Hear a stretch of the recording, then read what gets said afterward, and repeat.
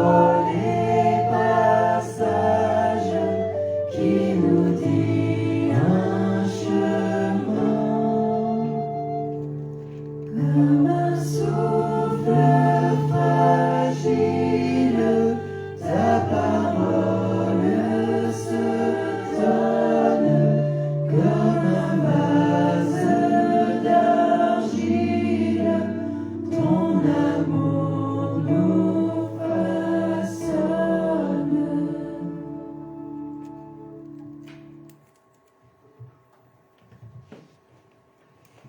Bonjour à tous.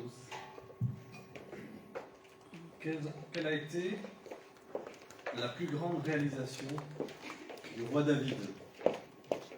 Est-ce le moment où il a terrassé le géant Goliath? Quelqu'un a dit que la plus grande réalisation du roi David, ce n'était pas les grandes conquêtes territoriales qu'il a pu opérer pendant son règne, ou d'autres hauts faits, mais plutôt la rédaction du livre des psaumes. Je ne sais pas si c'est lui qui a finement compilé et organisé ce livre, qui est très bien construit aussi. Il ne les a pas non plus tous écrits, mais je suis plutôt d'accord avec cette phrase. En fait, le plus grand héritage, on pourrait dire, de David, c'est les psaumes. Depuis des siècles, pour les Juifs, et puis pour les chrétiens, au travers de toute l'histoire de l'Église, et jusqu'à aujourd'hui, ce recueil est une grande bénédiction, une source inépuisable qui nous inspire, qui nous apprend aussi, qui nous enseigne comment nous adresser à Dieu, quelles que soient nos circonstances, quel que soit l'état de notre âme. On peut tout exprimer devant Dieu, et les psaumes nous aident, nous montrent la voie. D'un autre côté, il y a un texte du Nouveau Testament qui décrit la parole de Dieu comme une épée à deux tranchants, qui sert à dévoiler l'intérieur du cœur de l'homme. Et ce matin, nous allons nous pencher sur un texte court et tranchant. C'est le psaume 1. Le psaume 1 n'a pas été placé à la première place pour rien. Ce n'est pas par hasard, comme nous allons le voir. Nous allons examiner deux façons d'être devant Dieu et quelles en sont les implications pour nous. Alors les psaumes nous ont été donnés pour nous apprendre à prier, à adorer Dieu, à lui confier nos émotions les plus profondes, donc, qu'elles soient de joie ou de tristesse, de désespoir, de colère. Mais comment en bénéficier? Comment, en quelque sorte, obtenir le visa d'entrée de ce territoire? Alors je vais lire avec vous le psaume 1. Heureux celui qui ne suit pas les conseils des méchants, qui ne s'arrête pas sur le chemin de ceux qui se détournent de Dieu et qui ne s'assied pas avec ceux qui se moquent de tout. Ce qu'il aime, au contraire, c'est l'enseignement du Seigneur. Il le médite jour et nuit. Il est comme un arbre planté près d'un cours d'eau. Il produit ses fruits quand la saison est venue, et son feuillage ne perd jamais sa fraîcheur. Tout ce qu'il fait réussit. Mais ce n'est pas le cas des méchants. Ils sont comme des brins de paille dispersés par le vent. C'est pourquoi, au moment du jugement, ces gens-là ne sont pas admis dans l'assemblée des justes. Il n'y a pas de place pour eux. Le Seigneur connaît la conduite des justes, mais la conduite des méchants les mène au désastre. Les psaumes, comme je l'ai laissé entendre, c'est en quelque sorte un territoire unique et bien gardé. Comment y entrer? Le psaume 1, c'est logique, c'est la porte d'entrée. Et avec le psaume 2, qui forme un peu une unité, même s'ils sont très différents, il donne le ton de ce qui va se passer ensuite. Dans quel état de cœur on doit être pour bénéficier de ce qui va être écrit. Dans quelles conditions pouvons-nous entrer là?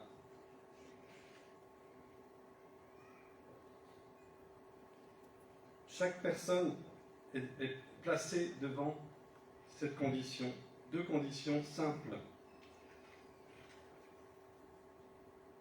D'une part, se détourner du mal et de son influence, ou de ceux qui pratiquent le mal et qui du coup sont des mauvaises influences. Et deuxièmement, prendre plaisir dans l'enseignement du Seigneur. C'est simple, n'est-ce pas? Mais pour celui qui ne remplit pas ces deux conditions très simples, ce livre entier des psaumes ne présentera pas vraiment un intérêt. C'est seulement pour celui qui prend Dieu au sérieux. Alors pour lui, ce sera une source illimitée de bénédiction. Il y a donc deux façons d'être devant Dieu selon ce psaume. Qui est le juste et d'abord, qui sont les méchants? Alors une première réponse qu'on peut faire, c'est que les méchants, en fait, par défaut, représentent l'humanité sans Dieu. Et sans l'intervention de Dieu pour le salut de l'homme, la Bible dresse un constat sans concession. On peut voir Paul en Romains 3 qui dit « Il n'y a pas de juste, pas même un seul. » Sans l'intervention du Dieu de grâce, on l'a chanté ce matin, personne ne peut être sauvé, personne ne peut se présenter devant Dieu. Donc il n'y a pas ici la place pour une lecture qui serait moralisatrice, une religion humaine de quelqu'un qui pourrait se prétendre être au-dessus du lot. Et moi le premier. En Jérémie 17, on a un passage qui est très semblable au psaume 1. En fait, il y a un extrait de ce chapitre de Jérémie 17 qui reprend exactement, presque mot pour mot, la même image de celui qui craint Dieu, qui est attaché à Dieu et qui est comme un arbre planté auprès de l'eau. Et le contexte de ce chapitre de Jérémie 17, c'est le début de l'exil. C'est la période la plus sombre de l'histoire du peuple de Dieu. Il décrit la situation d'un peuple exilé. Pourquoi? Parce qu'il est dans le rejet de Dieu et parce qu'il s'est endurci. J'aimerais vous lire juste quelques versets. Dans Jérémie 17, 9, 10 et puis 12, 13, il dit « Rien n'est plus trompeur que le cœur humain. » Donc là, il parle du cœur humain en général. « Impossible de le guérir. Et qui peut le comprendre? Moi, dit le Seigneur, je vois jusqu'au fond du cœur, je perce le secret des consciences. » Verset 12. Il y a un trône glorieux, dominant le monde depuis les origines, et c'est là qu'est notre sanctuaire. Seigneur, toi en qui espère Israël? Honte à tous ceux qui t'abandonnent, ceux qui se détournent de toi.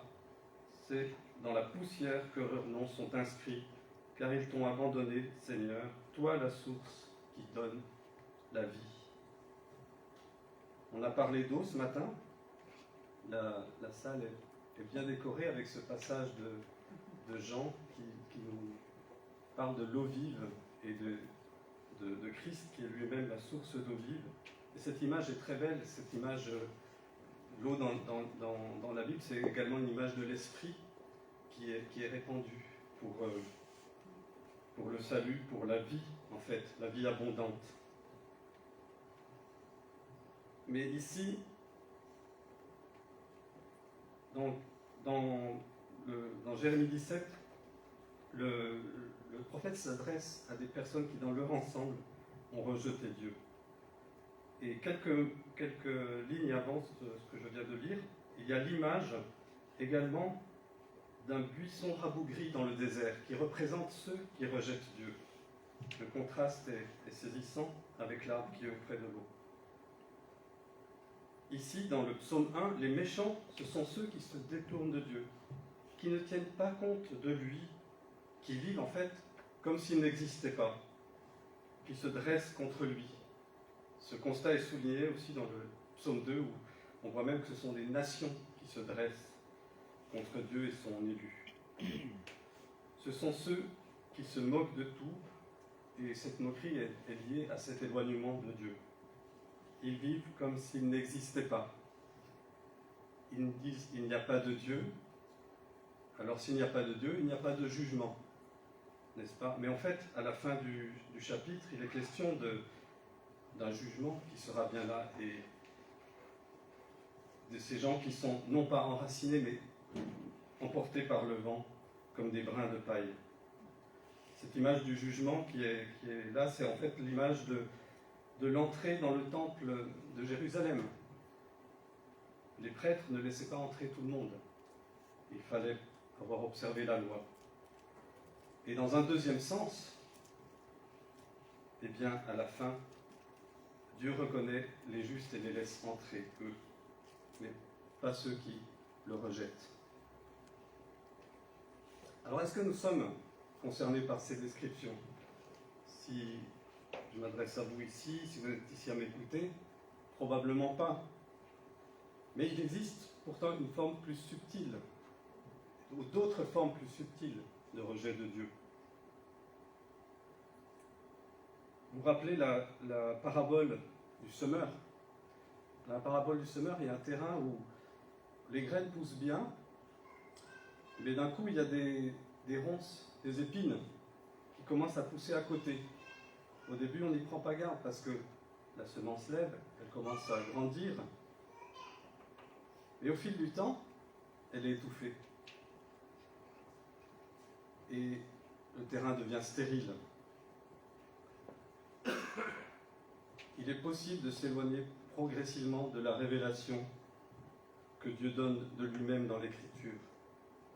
Il est possible également de se fabriquer mentalement des idoles, de se fabriquer un Dieu qui va être un peu plus arrangeant peut-être que ce qu'on imagine de celui de la Bible.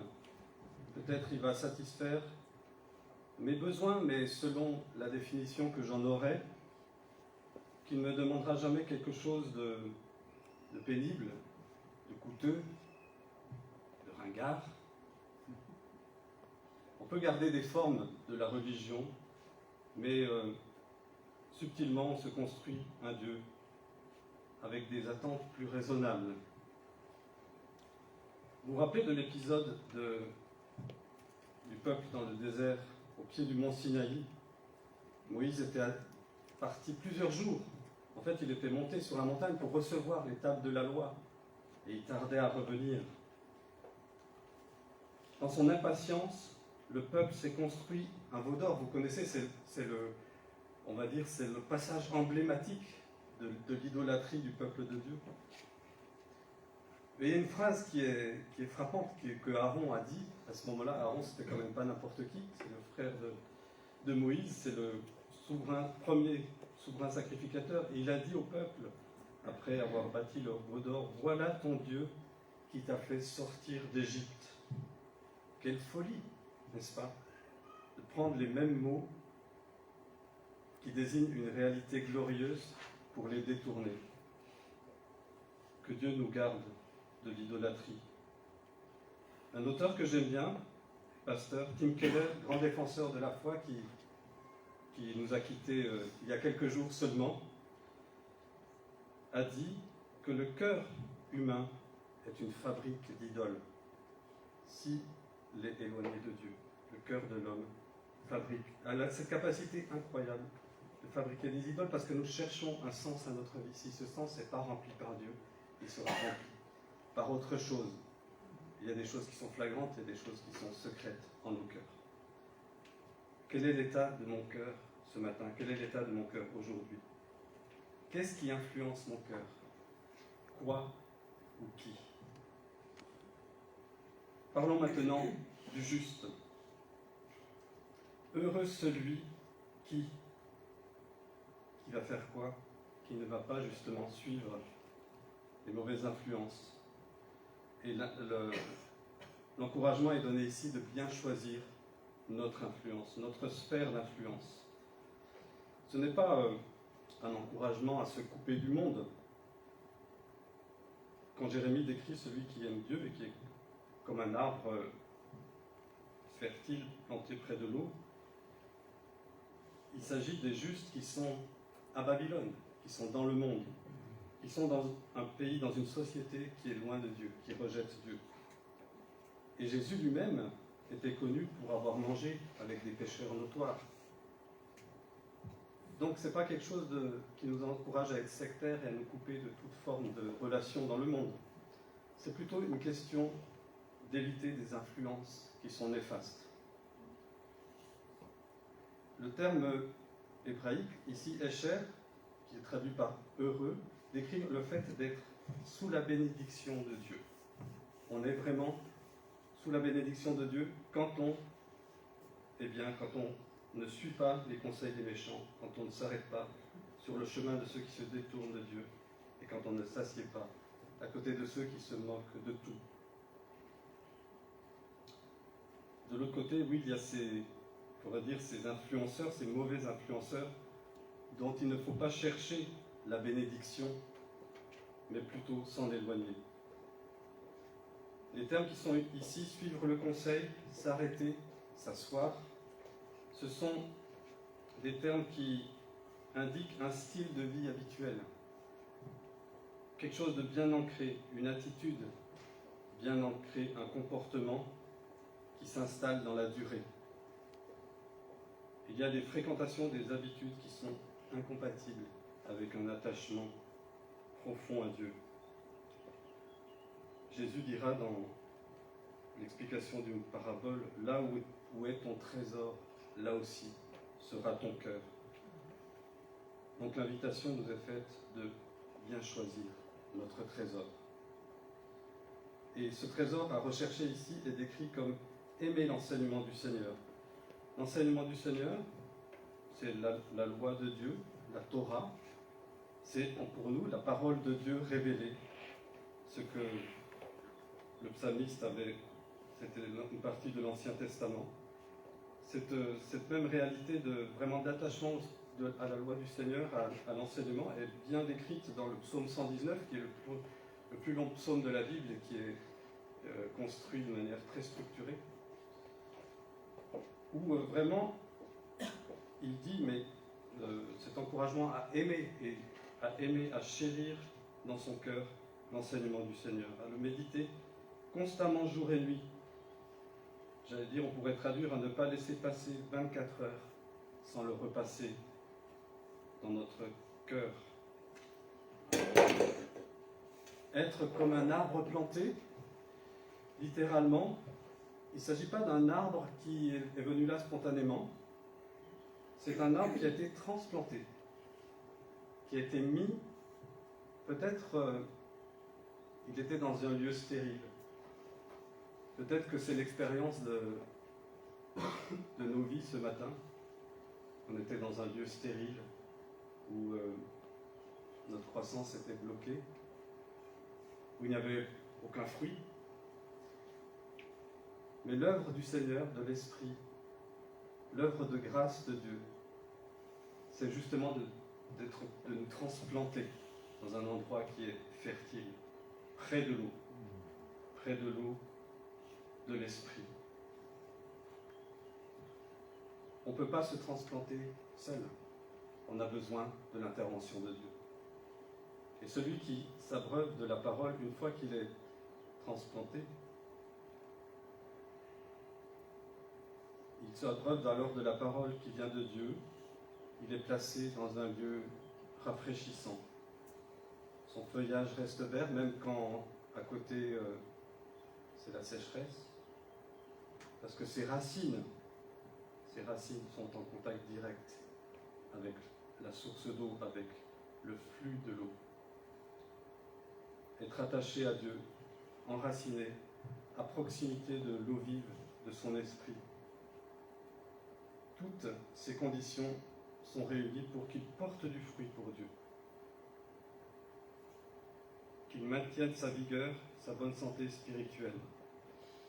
Et qu'il profite de ce livre de 150 chapitres, mais au-delà de toute l'écriture, pour pouvoir justement s'en abreuver, s'en nourrir, pour pouvoir aussi rester dans une bonne conception de Dieu, puisque Dieu se révèle à travers la vie. Et quand on s'en éloigne, eh bien, on risque de glisser doucement vers autre chose.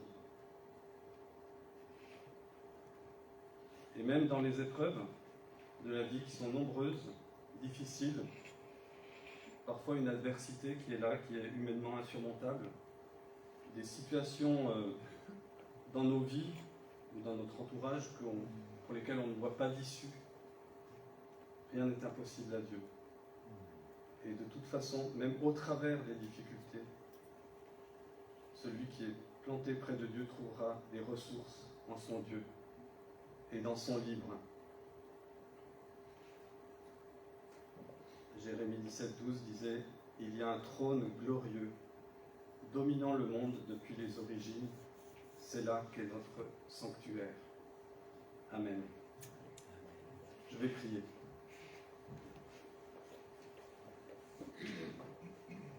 Seigneur notre Dieu,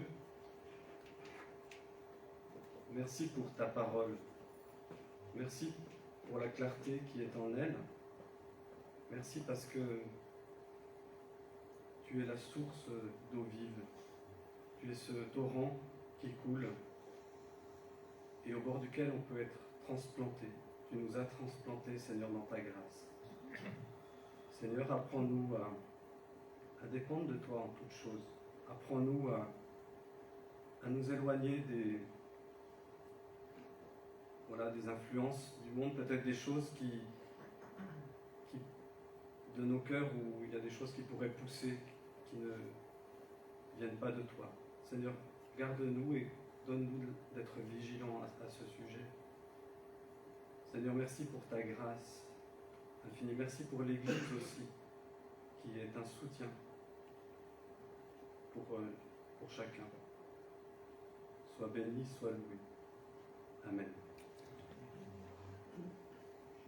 Alors, puisque je suis là, j'en profite et que c'est le changement de mois. Il y a une petite carte que j'en ai déjà distribué une partie la semaine dernière, mais voilà. On peut avoir du carburant et ne pas avancer parce qu'il faut se mettre en route, mais sans carburant, on n'avance pas du tout. Que Dieu vous bénisse.